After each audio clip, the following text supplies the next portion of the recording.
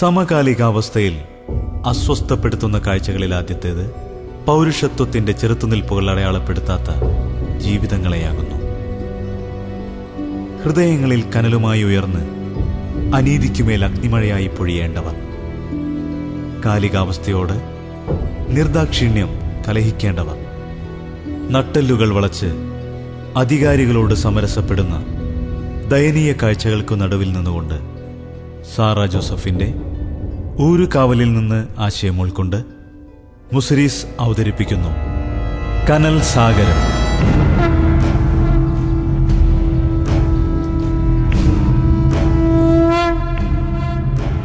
രചന ആശാമോൻ കൊടുങ്ങല്ലൂർ. സംവിധാനം രാധാകൃഷ്ണൻ കൊടുങ്ങല്ലൂർ.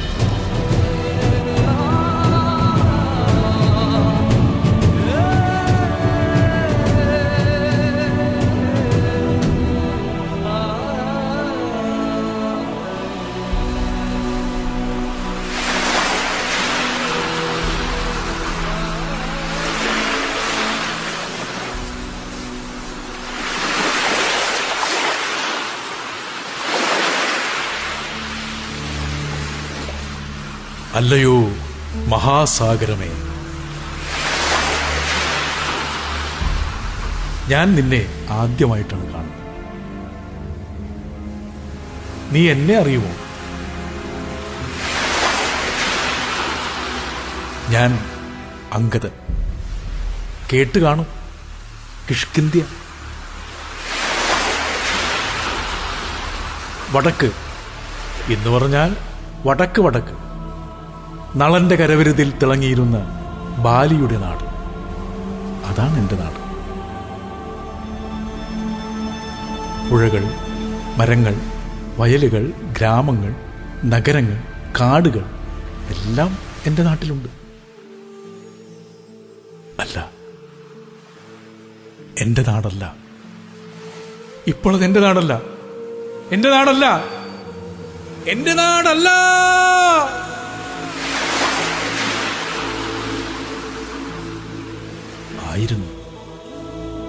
ആയിരുന്നു കിഷ്കിന്ധ്യ എന്റെ പിതാവ് ബാലി ഭരിച്ചിരുന്നപ്പോൾ.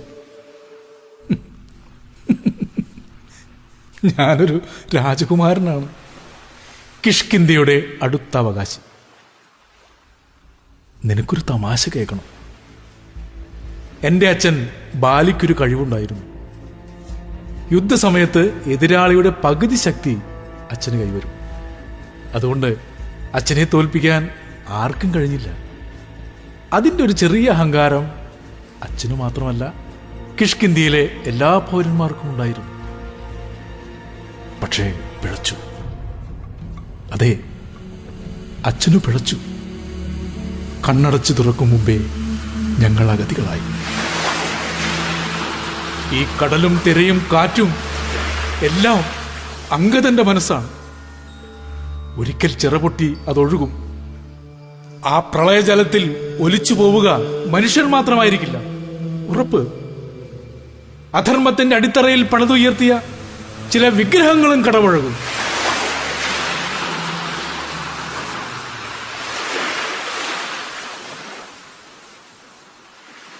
അംഗദാ!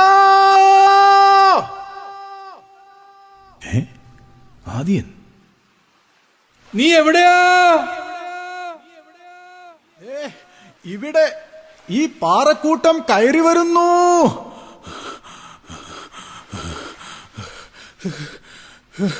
എന്താ എന്താ നീ കിതയ്ക്കുന്നത്? ഞാൻ നിന്നെ എവിടെയെല്ലാം തിരക്കി. എന്താ കാര്യം? അവിടെ ചർച്ചയായിരുന്നു. ആരൊക്കെ? എല്ലാവരും.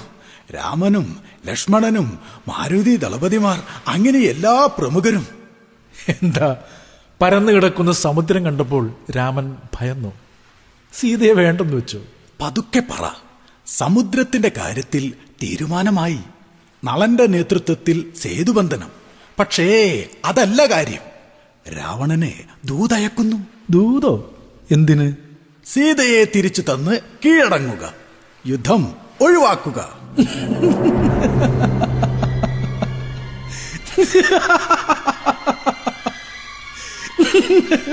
നിനക്കെന്താ ഭ്രാന്തായോ? അതെ, അങ്ങനെ ഒരു സംശയം എനിക്കുമുണ്ട്. അതിയാ, ഇന്നലെ രാത്രി തളർന്നു വീണിറങ്ങുന്ന സൈന്യത്തിനിടയിലൂടെ ഞാൻ രാമന്റെ താവളത്തിലെത്തി. ഞാൻ കണ്ടു ആ ചതിയനെ. അതെ, ആ പേരിന് അയാൾ അർഹൻ തന്നെ. നെഞ്ചിലൂടെ ഒഴുകുന്ന ചുടുരക്തം കൈകൾ കൊണ്ട് പൊത്തി നിന്റെ അച്ഛൻ ബാലി ചോദിച്ചത്രേ, രാമാ, രാജകുലത്തിൽ പിറന്നവനെന്നും ധർമ്മിഷ്ഠനെന്നും പേര് കേട്ട അങ്ങ് എന്തിനാണ് എന്നോട് ഈ ചതി കാട്ടിയതെന്ന്. മറഞ്ഞിരുന്ന് അമ്പെയ്യുന്നത് ഭീരുത്വമാണ്, അധർമ്മവും. ആദിയ, ആ കഥ എന്നെ ഓർമ്മിപ്പിക്കരുത്. ഇല്ല, ഓർമ്മിപ്പിക്കുന്നില്ല. ആ ചതിയനെ കണ്ടിട്ട്? അമ്പും വില്ലും അരികിൽ വെച്ച് ഉറങ്ങുകയായിരുന്നു അയാൾ. എന്റെ മനസ്സിലൊരു കടലിരമ്പി. പക്ഷേ അമ്പും വില്ലും കയ്യെത്തിച്ചെടുക്കും മുമ്പേ അനുജനെത്തി. ലക്ഷ്മണനോ? നിനക്കറിയാമോ, നിന്റെ അച്ഛനും ഇളയച്ഛനും യുദ്ധം ചെയ്യുമ്പോൾ അച്ഛനെ തിരിച്ചറിയാൻ ഇളയച്ഛന്റെ കഴുത്തിൽ മാലയിട്ടത് ലക്ഷ്മണനാണ്. എനിക്കറിയാം, ഗജപുഷ്പി വള്ളി കൊണ്ടൊരു മാല. എന്നിട്ട് യുദ്ധം ഒഴിവാക്കാൻ ഇപ്പോൾ എടുത്ത തീരുമാനമുണ്ടല്ലോ, അത് ഞാനാണ് ആദ്യം പറഞ്ഞത്. ഓ, ജ്യേഷ്ഠന്റെ ദാക്ഷിണ്യം കൊണ്ട് അടുത്ത അവകാശപ്പെട്ടം കിട്ടിയെന്നുള്ള പുച്ഛം കൊണ്ടാവണം അവനത് തള്ളി. എന്നിട്ടിപ്പോ യുദ്ധം ഒഴിവാക്കാൻ ദൂത്.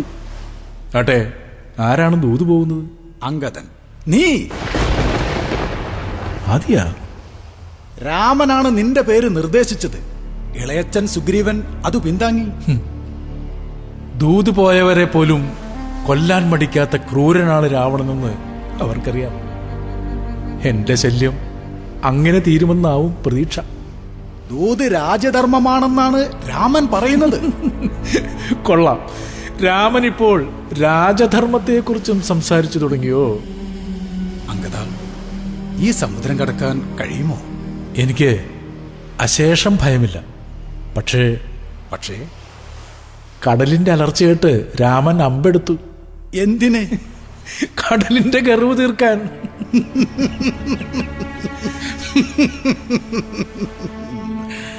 എനിക്ക് തോന്നുന്നത് അയാളുടെ മനസ്സിൽ സീതയില്ല എന്നാണ്. കാരണം ഉണ്ടായിരുന്നെങ്കിൽ ലക്ഷക്കണക്കിന് പേരിങ്ങനെ സീതയെ അന്വേഷിച്ച് അലഞ്ഞു തിരിയണമായിരുന്നോ? മനസ്സിൽ സ്നേഹമുണ്ടെങ്കിൽ കണ്ണടച്ചു പറയാൻ കഴിയും ഭാര്യ എവിടെയുണ്ടെന്ന്. എനിക്കറിയാം എന്റെ ഇമ്പ ഇപ്പോൾ എവിടെയുണ്ടെന്ന്. അല്ല അംഗദ, നമ്മള് അറിയാതെ നടക്കുകയാണ്.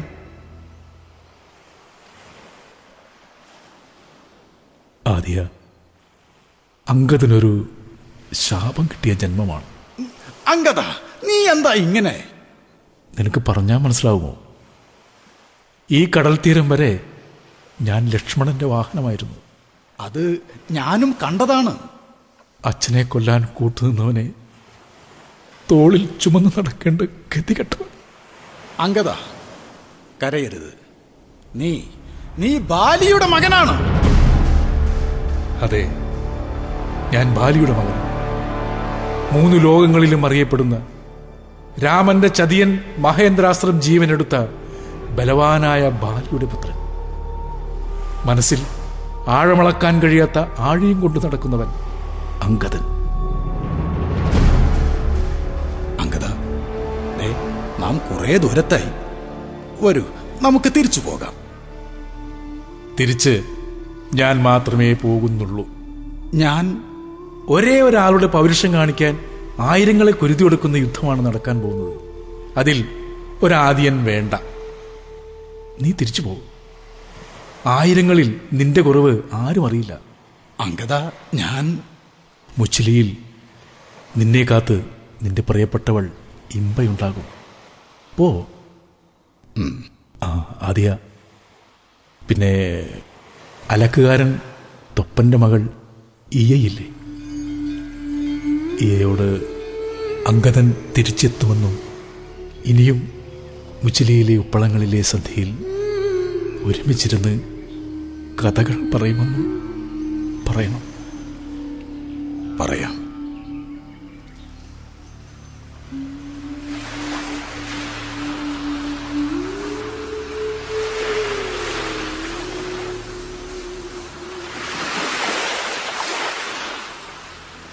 മഹാസമുദ്രമേ, നിന്നെപ്പോലെ വൻ ചുഴികളും പേറിയാണ് എന്റെ നടപ്പ്. ആദ്യൻ പോയി. അവിടെ ഉശലിയിലെ ഉപ്പളങ്ങളിൽ മധുരമുള്ളൊരു പെണ്ണുണ്ടവന്. ഇനി എനിക്ക് മനസ്സ് തുറക്കാൻ നീ മാത്രം. ഞാൻ തീരുമാനിച്ചു കഴിഞ്ഞു. ഞാൻ ദൂതനായി രാവണന്റെ അരികിൽ പോകും. ആരെയും രക്ഷിക്കാനല്ല. കനലെരിയുന്ന ഹൃദയവുമായാണ് ഞാൻ സീതാന്വേഷണത്തിനിറങ്ങിയത്. ആ പക തീർക്കാൻ കിട്ടുന്ന ഒരവസരവും ഞാൻ പാഴാക്കില്ല. രാവണനെ എനിക്ക് കാണണം. അതെ, തെക്കേ സമുദ്രത്തിൽ നിന്ന് ഞാൻ ലങ്കയിലെത്തും.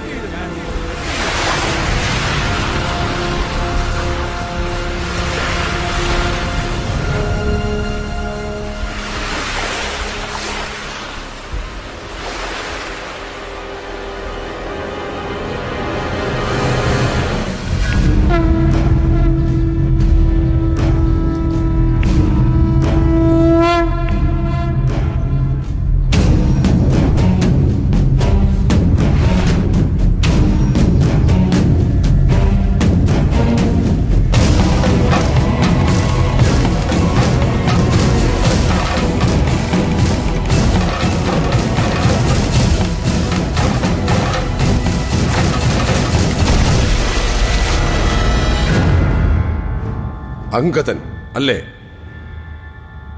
അതെ. രാവണൻ ദുഷ്ടനാണ്.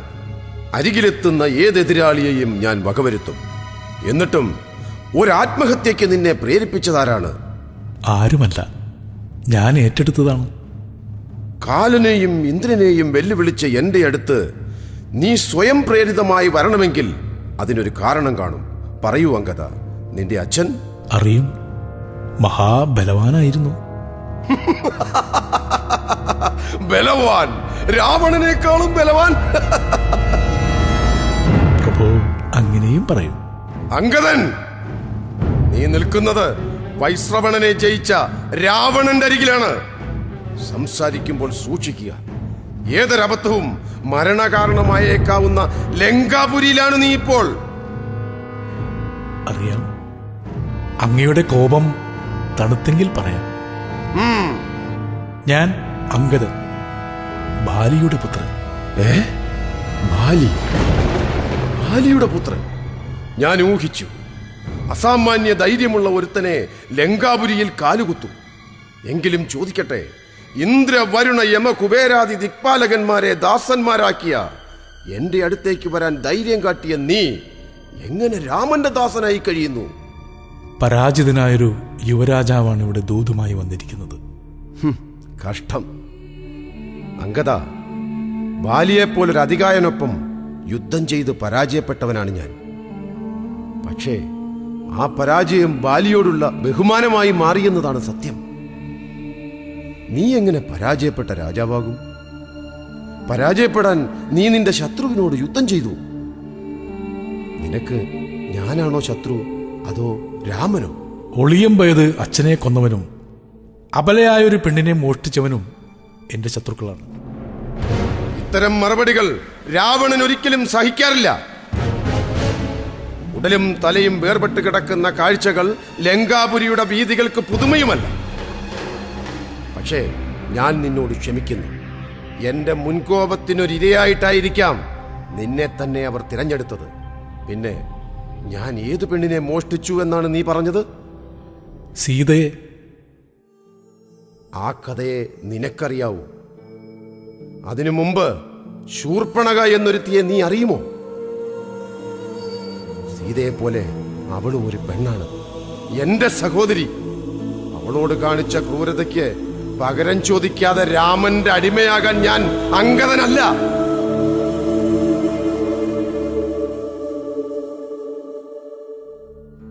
ഞാൻ ഈ ദൂത് സന്തോഷപൂർവം ഏറ്റെടുത്തതിന്റെ പുറകിലും ആ ഒരു ലക്ഷ്യമുണ്ട്.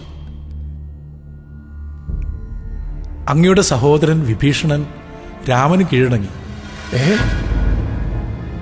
അപ്പോൾ ശത്രുവിന് ആക്രമണം എളുപ്പം. ലങ്കയെ ആക്രമിക്കാനുള്ള എളുപ്പവഴികൾ അവനറിയാം. ഈ യുദ്ധത്തിൽ ആര് ജയിക്കുമെന്ന് എനിക്കറിയില്ല. ലോകം മുഴുവൻ വെറുക്കുന്നുവെങ്കിലും അങ്ങയുടെ വിജയം ഞാൻ ആഗ്രഹിക്കുന്നു. ലോകം മുഴുവൻ എന്നെ വെറുക്കുന്നു. എന്തിന്? എന്തിന്? അങ്ങയുടെ പരാക്രമങ്ങൾ, വാശികൾ. നിർത്ത്! രാവണൻ സ്ത്രീലമ്പടനാണ്, മുൻകോപിയാണ്. അതെ, രാവണൻ അങ്ങനെ തന്നെ. അതെ, എല്ലാവർക്കും അറിയൂ. ഞാൻ എങ്ങനെ അങ്ങനെയായി നിനക്കറിയോ? ഇല്ല, എനിക്കറിയില്ല. പിറവിക്ക് മുമ്പേ പിതാവിന്റെ ശാപം കിട്ടിയ പുത്രനാണ് ഞാൻ. നിന്റെ മക്കൾ ക്രൂരമതികളാം ദുഷ്ടന്മാരായേ വരൂ. അച്ഛനമ്മയെ ശപിക്കുകയായിരുന്നു. പിന്നെ പിന്നെ ഞാൻ എന്താകും ഇങ്ങനെയല്ലാതെ? ചില സുപ്രധാന വിവരങ്ങൾ ഞാൻ വെളിപ്പെടുത്താം. രാമലക്ഷ്മണന്മാരെ നേരിട്ട് കിട്ടണമെങ്കിൽ വടക്കേ കോട്ടയിൽ ചെല്ലണം. മറ്റെല്ലായിടത്തും വിഭീഷണന്റെ ആളുകളാണ്. ഞാനിത് വിശ്വസിക്കുന്നു. നന്ദി. അങ്കദ, ഒളിയമ്പുകൾക്കിടയിലേക്കാണ് നിന്റെ തിരിച്ചുപോക്ക്. അച്ഛന് പറ്റിയ അബദ്ധം ഇനി ആവർത്തിക്കരുത്. പൊയ്ക്കൊള്ളൂ. വിജയം നിന്റേതാകട്ടെ.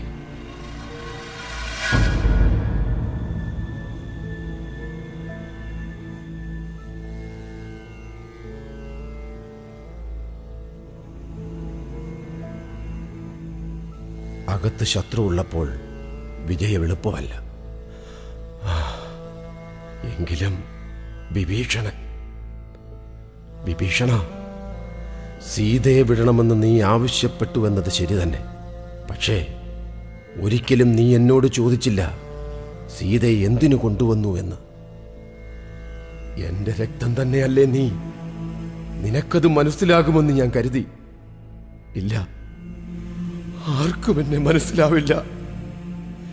രാവണന്റെ വിധിയാണത്. ഒന്നുകിൽ എന്റെ ശേഷമുള്ള ലങ്ക നിന്റെ സ്വപ്നത്തിലുണ്ട്, അല്ലെങ്കിൽ നീ രാമനെ ഭയക്കുന്നു. രാവണന്റെ സഹോദരനാണ് നീ.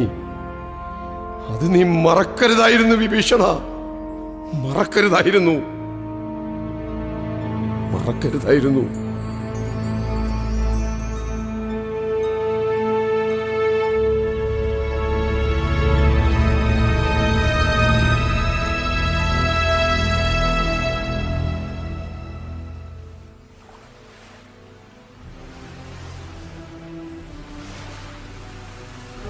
മഹാസമുദ്രമേ, അങ്കദൻ തിരിച്ചെത്തിയിരിക്കുന്നു.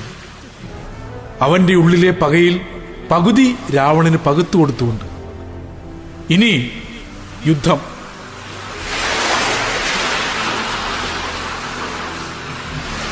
രാമരാവണ യുദ്ധത്തിൽ അങ്കദൻ ജയിക്കുമോ? നീ തന്നെ പറയേ.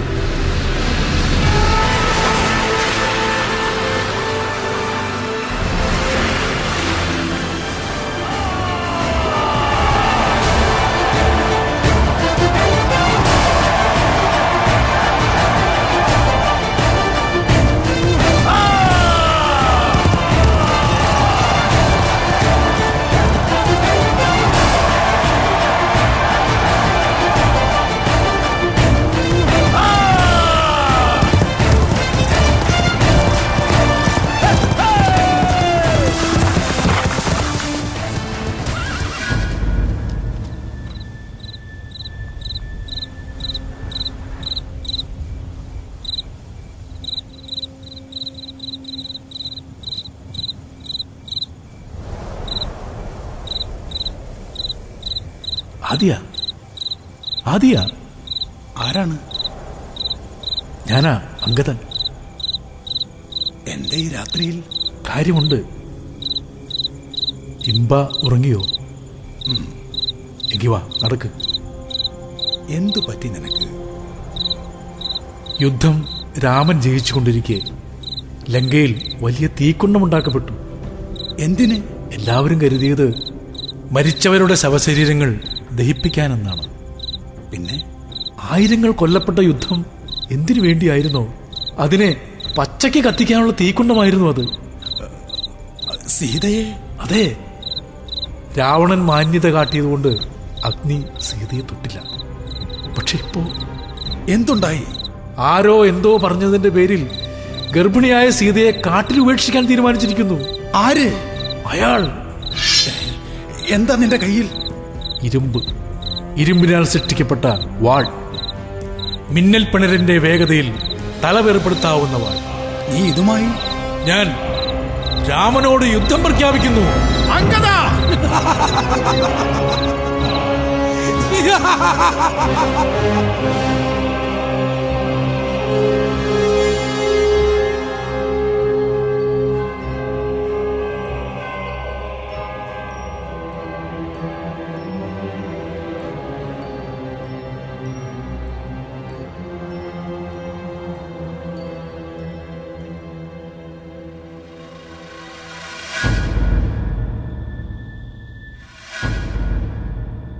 ആരാ? സീത.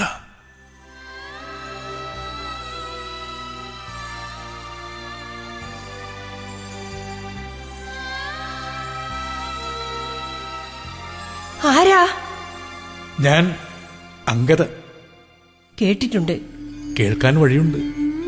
രാമന്റെ വിജയഗാഥകൾ എഴുതാൻ എന്റെ അച്ഛനും രക്തം കൊടുത്തിട്ടുണ്ട്. രക്തം എടുത്തിട്ടുണ്ടെന്നല്ലേ പറയേണ്ടത്? അപ്പോ എല്ലാം അറിഞ്ഞിരിക്കുന്നു. എനിക്കൊന്നുകൂടി അറിയാനുണ്ട്. ചോദിക്കൂ. സ്വന്തം അധീനതയിൽ കിട്ടിയ ഒരു സുന്ദരിയുടെ ഒരു മുടിയിഴയിൽ പോലും തൊടാതിരുന്ന രാവണനോ, ആയിരങ്ങളെ കുരുതി കൊടുത്ത് തിരിച്ചെടുത്ത ഭാര്യയെ നേരെ ചിതയിലേക്ക് അനയിച്ച രാമനോ, രാമരാവണ യുദ്ധത്തിലെ നായകൻ? കുഞ്ഞേ, നീ ചെറുപ്പമാ. മനസ്സിൽ ചോദ്യങ്ങൾ ഉദിക്കുക സ്വാഭാവികം. ഈ ചോദ്യത്തിന് 100% മറുപടി തരാൻ കഴിയുന്ന ഒരാളോടാണ് ഈ ചോദ്യം. എനിക്കറിയില്ല. സ്നേഹത്തോടെ മാത്രമേ രാവണൻ എന്നോട് സംസാരിച്ചിട്ടുള്ളൂ. അതാണ് സത്യം. അങ്കദ, ഞാൻ തുറന്നു പറയട്ടെ? പറയൂ. എനിക്കത് മറ്റാരോടും പറയാൻ കഴിയില്ല. പറഞ്ഞോളൂ. എന്റെ പക ബാലിക്ക് വേണ്ടി മാത്രമല്ല. ഞാൻ ഒരച്ഛനെയാണ് ലങ്കയിൽ കണ്ടത്.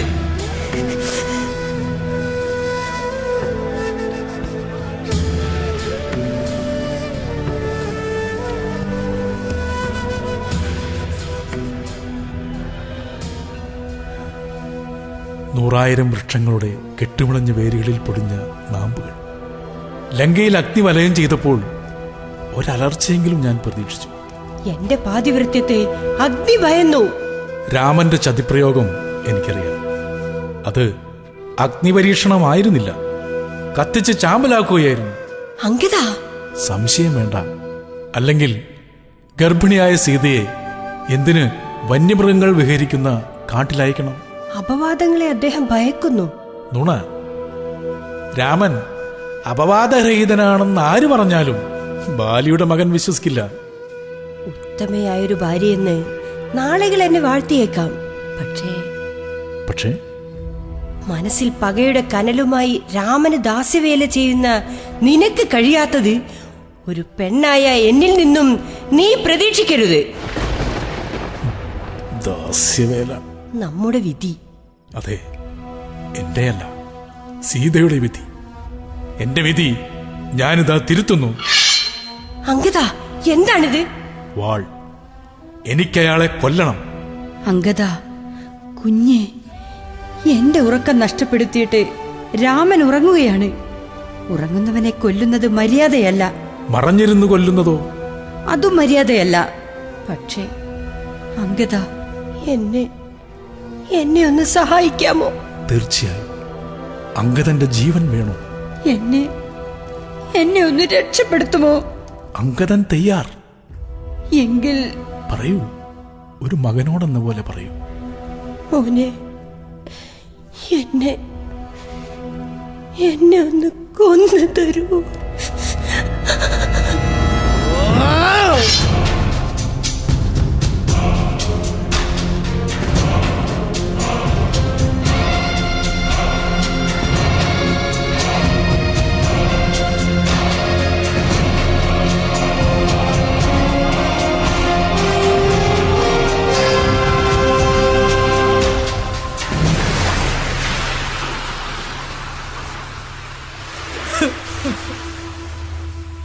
അമ്മേ, അങ്കദൻ വീണ്ടും തോറ്റിരിക്കുന്നു. സീത അങ്കദനെ തോൽപ്പിച്ചിരിക്കുന്നു. അമ്മേ, അച്ഛനെ ചതിച്ചവരോട് പ്രതികാരം ചെയ്യാൻ കഴിയാത്ത ഗർഭപാത്രത്തിൽ തന്നെ വെച്ച് മരിച്ച ചാപിള്ളയാണമ്മേ ഈ അങ്കദൻ. പൊറുക്ക്, പൊറുക്ക്.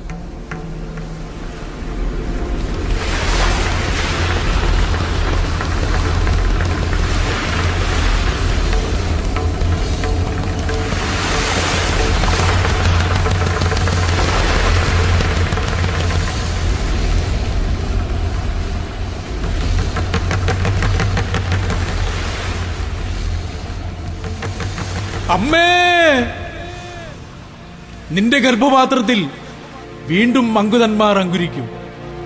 അവർക്ക് അധികാരത്തിന്റെ അഹങ്കാരത്തിൽ നീതികേട് കാട്ടുന്ന ഭരണവർഗത്തിനെതിരെ ചൂണ്ടാൻ ഒരു വിരലെങ്കിലും കൊടുക്കൂ, ഒരു വിരലെങ്കിലും കൊടുക്കൂ, ഒരു വിരലെങ്കിലും.